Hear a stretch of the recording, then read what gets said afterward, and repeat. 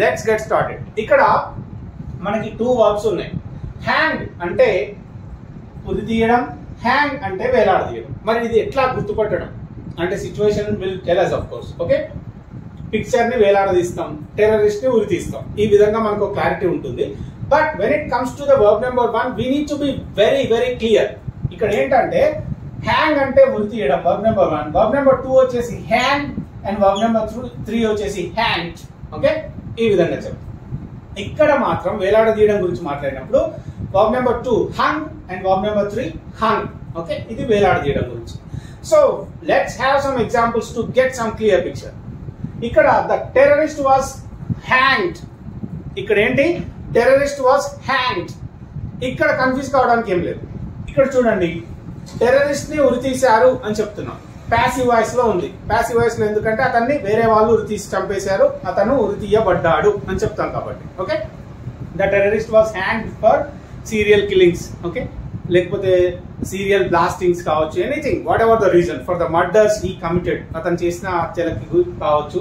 The terrorist was hang అంటే terrorist ని ఉరి తీశారు. ఇక్కడ the farmer hang himself. Farmer hang himself అంటే రైతు ఉరేసుకొని చనిపోయాడు, ఒక రైతు. Okay, the farmer hang himself. ఇక్కడ తనకి తాను ఉరేసుకున్నాడు కాబట్టి సింపుల్ పాస్ట్ లో చెప్పినాను. ఇక్కడ టెర్రరిస్ట్ ని ఉరి తీసి చంపేస్తారు కాబట్టి అది ప్యాసివ్ వాయిస్ లో చెప్పిన. That is the difference. Okay, ఇక్కడ వై వాస్ హీ హ్యాంగ్డ్, అతన్ని ఎందుకు ఉరి తీశారు అని అడుగుతున్నాం. ఇది కూడా ప్యాసివ్ వాయిస్ లోనే ఉంది. Why was he hanged.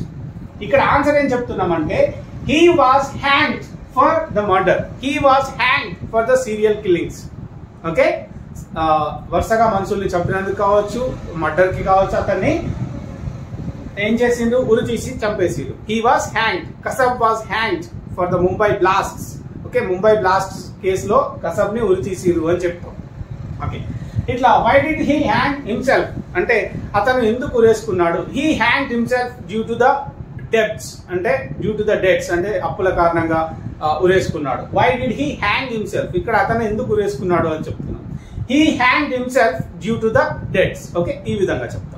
Well, let's come back to this hanging. That means hang my shirt on the hanger.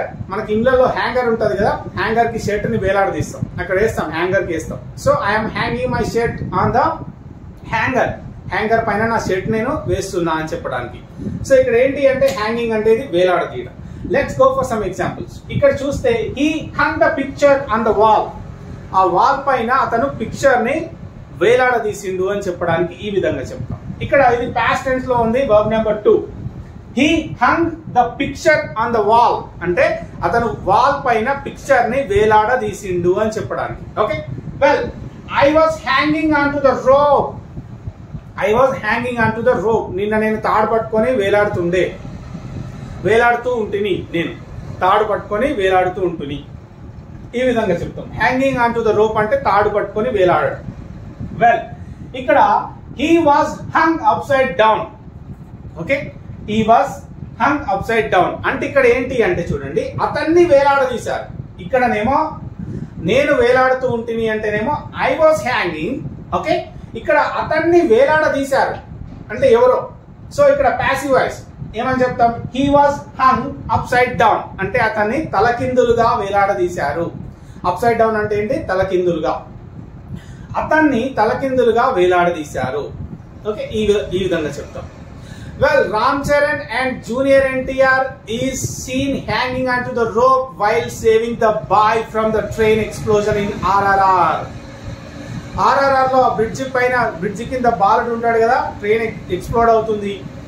ఆ సీన్ లో అతన్ని రక్షించడానికి junior NTR and Ram Charan they are seen hanging on to the rope. ఆ తాడు పట్టుకొని ఇద్దరు కనిపిస్తారు బ్రిడ్జ్ కింద, రైట్?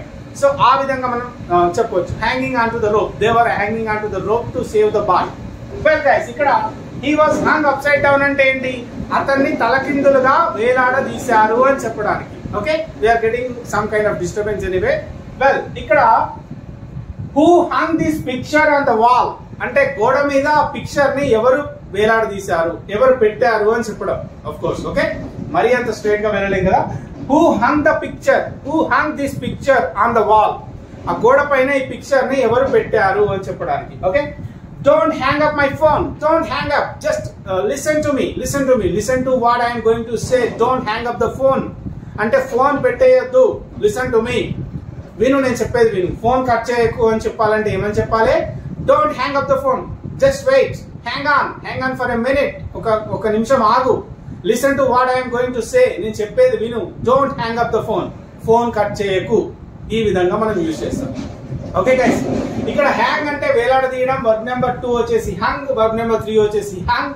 ఇక్కడ హ్యాంగ్ అంటే మాత్రం ఉరి తీయడం, వర్బ్ నెంబర్ 2 వచ్చేసి హ్యాంగ్, వర్బ్ నెంబర్ 3 వచ్చేసి hang. Okay, this is how we can remember the things very easily without any confusion, right? Well, ఇక్కడ మీరు I want you to give me 2 examples using hang and using this hang. Okay, well, అదే విధంగా మనం వీటిని use చేసి ఇంకొన్ని things ని మనం చెప్తూ ఉంటాం. Hung assembly, hung parliament. For example Telangana తీసుకుంటే హంగ్ అసెంబ్లీ అనుకున్నాం అనుకోండి, టిఆర్ఎస్ కి అవుట్ రైట్ మెజారిటీ రాకపోతే, టిఆర్ఎస్ కి కొన్ని, కాంగ్రెస్ కి కొన్ని సీట్లు వస్తే, రెండు పార్టీలు కలిసి ప్రభుత్వాన్ని ఏర్పాటు చేయడాన్ని హంగ్ అసెంబ్లీ అంటాం. రేపు కేంద్రంలో బీజేపీకి అవుట్ రైట్ మెజారిటీ రాలేదు, కాంగ్రెస్ కి కొన్ని సీట్లు వచ్చినాయి, ఇంకా వేరే వేరే పార్టీలకు కొన్ని వచ్చినాయి. ఇలా వేరే వేరే పార్టీలతో కలిపి గవర్నమెంట్ ఏర్పాటు చేస్తే దాన్ని మనం హంగ్ పార్లమెంట్. ఏ పార్టీకి కూడా స్పష్టమైన మెజారిటీ రాకపోతే దాన్ని మనం అలా ఏర్పడే ప్రభుత్వాన్ని ఓకే ఏంటి హంగ్ అసెంబ్లీ లేదా హంగ్ పార్లమెంట్ అంటే ఏ ఒక్క సింగిల్ పార్టీకి కావాల్సినంత మెజారిటీ రాని సిచ్యువేషన్ లో దాన్ని మనం ఈ విధంగా చెప్తాం. There will be a hung parliament in 2024 in the centre. అంటే కేంద్రంలో 2024లో హంగ్ పార్లమెంట్ వస్తుంది అని చెప్పినాం అనుకోండి, ఈ విధంగా చెప్పొచ్చు. అలాగే హ్యాంగింగ్ అవుట్ విత్ ఫ్రెండ్స్ అంటే ఫ్రెండ్స్ తో సరదాగా కాలక్షేపం చేయడం, సరదాగా ముచ్చట పెట్టుకొని తిరగడం, కాఫీ తాగడం, ఇవన్నీ కూడా మనం హ్యాంగ్ అవుట్ విత్ ఫ్రెండ్స్ అని చెప్పడానికి యూజ్ చేస్తాం. Well, I hang out with my friends on week days లో నేను నా ఫ్రెండ్స్ తో హ్యాంగ్ అవుట్ అవుతాను, చిల్ అవుతాను అని చెప్పడానికి. Okay, well, she is hanging out with her friends అంటే ఆమె తన ఫ్రెండ్స్ తో హ్యాంగ్ అవుట్ అవుతున్నది అని చెప్పడానికి. So this is what for today.